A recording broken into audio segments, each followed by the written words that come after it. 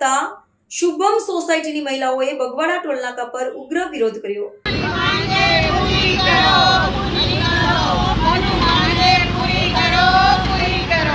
Pardi national highway number 48 પર પડેલા ખાડાની સાથે ધૂળની ડમરીઓને કારણે વાહન ચાલકોને મુશ્કેલીમાં વધારો તો સાથે હાઈવેના આજુબાજુ રહેતા સ્થાનિકોને પણ તકલીફો પડી રહી છે.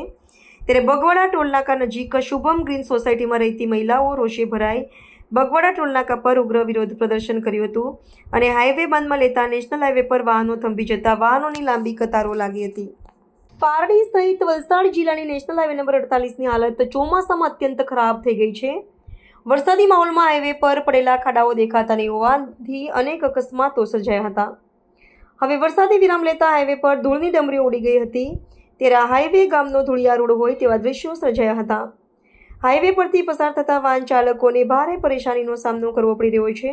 તેમજ હાઈવેની બાજુમાં રહેતી સોસાયટીઓ ઘરોના લોકોને મુશ્કેલી પડતા પારડીના બગવાડા ટોલનાકા નજીક આવેલા શુભમ ગ્રીન સોસાયટીના લોકોએ આજે હાઈવે પર ઉડતી ધૂળ અને ખરાબ હાલતને લઈ હાઈવે પર ઉગ્ર વિરોધ પ્રદર્શન કર્યું હતું. સતત ધમધમતા નેશનલ હાઈવેને મહિલાઓએ બાંધમાં લેતા અડધા કલાક સુધી આ હાઈવેને બંધ કરાવી દીધો હતો. વાહનોના પૈડા થંભી જતા પોલીસ પણ દોડતી થઈ હતી. અમદાવાદ મુંબઈ નેશનલ હાઈવે પર મહિલાઓના ઉગ્ર વિરોધ પ્રદર્શનને કારણે હાઈવે પર લાંબી વાહનોની કતારો જામી હતી. રોષે ભરાયેલી મહિલાઓએ તાત્કાલિક હાઈવે પર રિપેર કરવાની માંગ કરી હતી.